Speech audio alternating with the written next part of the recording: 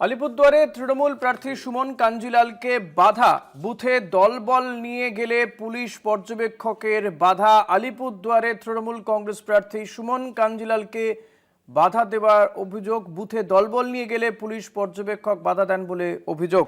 আলিপুরদুয়ারে ঘটনা এটি। আলিপুরদুয়ারে তৃণমূল কংগ্রেস প্রার্থী সুমন কাঞ্জিলাল,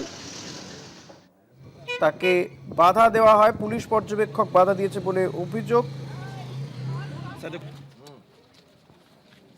আলিপুরদুয়ারে তৃণমূল প্রার্থী সুমন কাঞ্জিলাল, এই কেন্দ্রে বিজেপি প্রার্থী পরিতোষ দাস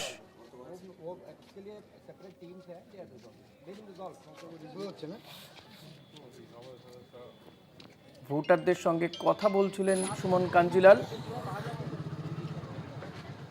তার বিরুদ্ধে দলবল নিয়ে যাওয়ার অভিযোগ, পুলিশ পর্যবেক্ষক তাকে বাধা দেন।